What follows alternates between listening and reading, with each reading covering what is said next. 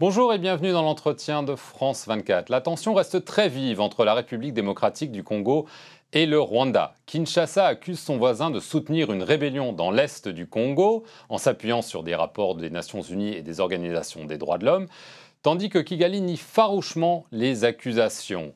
Les mots sont durs entre les deux capitales et la question est de savoir si une solution est possible. Il y a des efforts au niveau régional, mais aussi au niveau des Nations Unies, où un sommet, une sorte de mini-sommet sur la région des Grands Lacs doit se tenir le 27 septembre. Notre invité aujourd'hui est Atoki Ileka, l'ambassadeur de la République démocratique du Congo en France. Merci.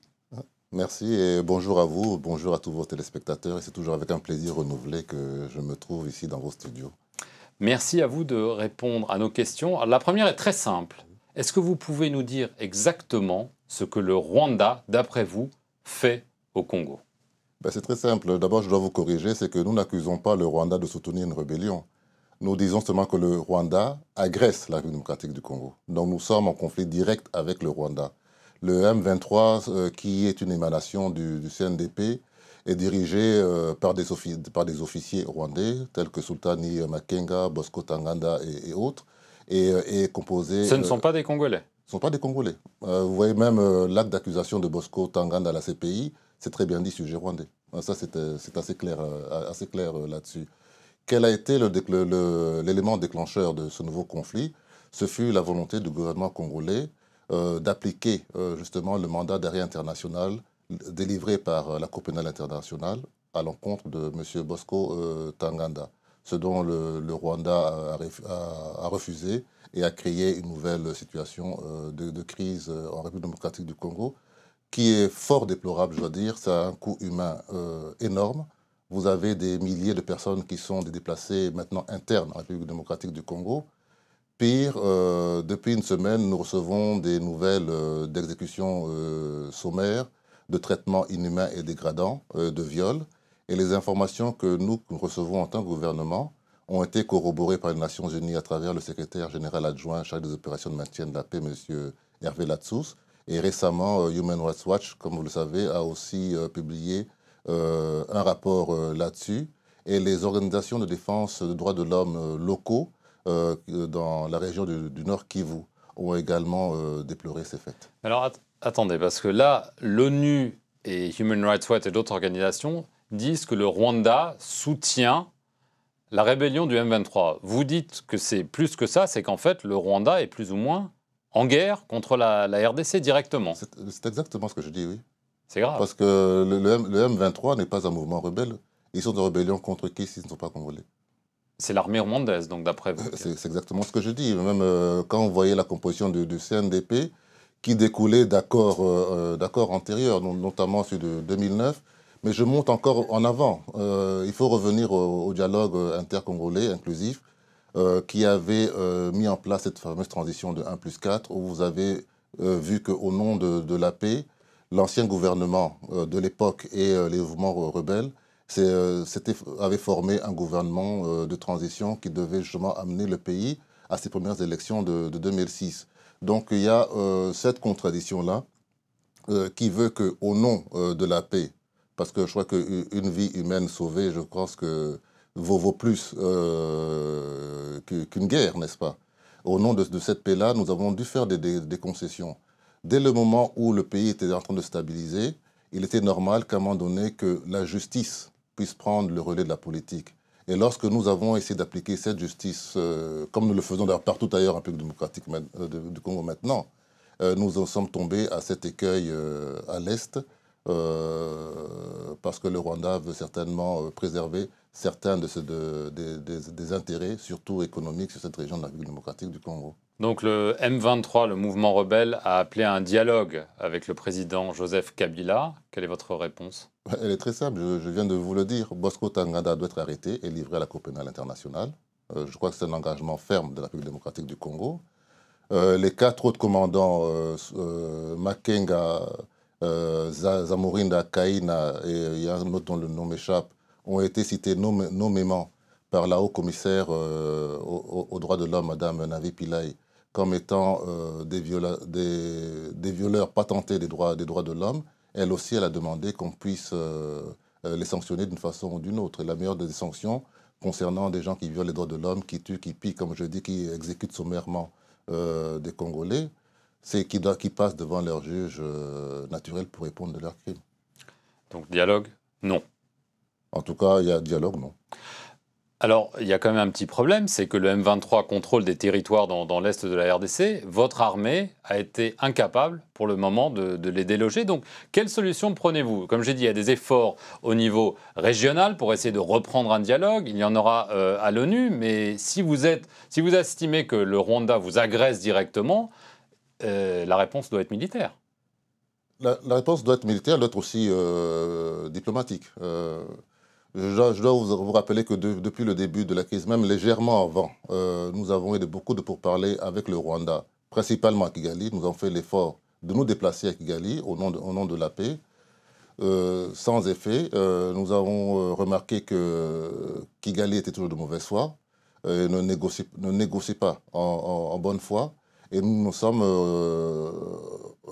remis à des instances supérieures telles que la conférence internationale de la région des Grands Lacs, la CIGRL, qui pour l'instant essaie à négocier un cessez-le-feu et essaie de négocier une solution politique, mais également militaire par l'établissement d'une force neutre le long de la frontière des deux pays. Et ça, c'est une solution qui vous satisferait, ou vous avez l'air de penser que le Rwanda a de tellement mauvaises intentions vis-à-vis de la RDC que finalement, qu'il y ait une force soi-disant neutre, ça ne va pas changer grand-chose? Vous savez, ça arrange tous les pays de la région des Grands Lacs, ça arrange également tous les pays de la SADC, parce que cette tension qui continue entre le Rwanda et la RDC, comment dirais-je, ne va pas dans l'intérêt de tous nos pays. Donc eux également essaient de trouver une solution. Si la solution politique ou diplomatique prévaut, pourquoi pas?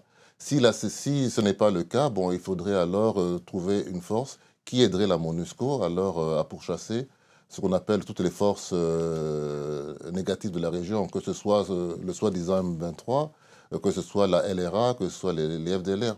Il est temps quand même qu'on mette fin à ce cancer-là pour que les populations paisibles puissent vaquer à leur occupation et que la paix revienne dans toute la sous-région.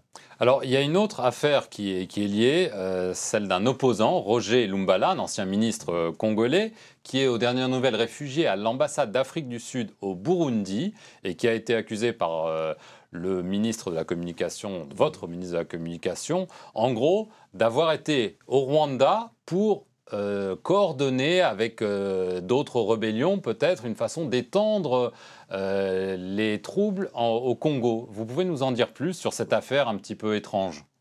Étrange, je dirais même rocambolesque, si je puis m'exprimer ainsi, parce que vous le dites-vous bien, M. Lumbala s'est réfugié à l'ambassade de l'Afrique du Sud au Burundi. Donc, s'il se réfugie dans une ambassade dans un pays qui n'est pas le Congo, a-t-il commis un délit quelconque au Burundi pour fuir la justice du Burundi? Il a été interrogé par les services secrets, lui affirme que vous lui voulez du mal, en gros. Mais nous sommes au Congo, il est au Burundi. Déjà, ce qui fait que c'est déjà le premier questionnement que je me pose. L'autre questionnement, ce qui est vrai, c'est que le parcours récent de M. Lumbala dans la région fait que nous nous posons des questions, que nous aimerions aussi l'entendre sur ce qu'il a fait ces derniers jours dans la région. C'est ça le sens de la démarche. Vous pensez qu'il était au Rwanda pour essayer de faire en sorte que d'autres rébellions éclatent en RDC? Je dirais seulement que la présence de M. Lumbala au Rwanda est avérée. Sa présence au Burundi, fatalement, elle l'est. Et on aimerait savoir qu'est-ce qu'il fait de la région. Alors, je vais arriver vite au sommet de la francophonie qui doit avoir lieu dans un mois à Kinshasa. Le président François Hollande doit s'y rendre. Il avait mis des conditions, on peut appeler ça comme ça, à savoir une amélioration au niveau des droits de l'homme, notamment une réforme de la commission électorale et des progrès dans le procès concernant Floribert Chebeya, c'est le militant des droits de l'homme qui avait été assassiné en 2010. Dans les deux cas, il n'y aura pas vraiment de progrès puisque les audiences du procès ont été ajournées et que la commission ne sera pas réformée avant. D'abord, je veux dire ceci, que je suis quand même l'ambassadeur de la RDC en France et je suis en contact permanent avec les autorités, principalement des affaires étrangères, et aussi les autorités qui nous aident justement dans l'organisation du sommet de la francophonie. En aucun moment, quelqu'un est venu vers moi pour me poser des conditions.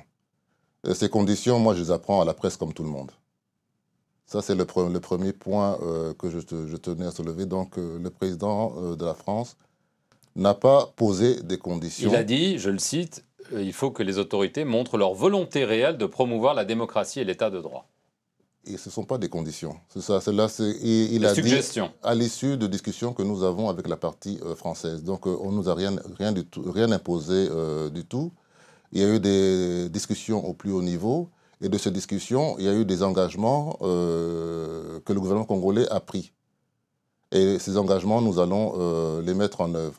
Bon, maintenant, vous me parlez du procès Chebia. Vous savez, moi, je représente la branche exécutive au Congo.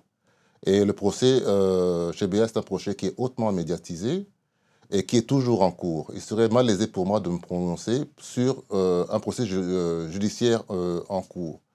Pourquoi le juge a-t-il décidé de reporter à cette date-là? Je l'ignore. De ce que je lis par la presse nationale, il semblerait que les deux parties, l'accusation et la défense, avaient demandé un report à des dates différentes et le juge a tranché en faveur d'une date précise.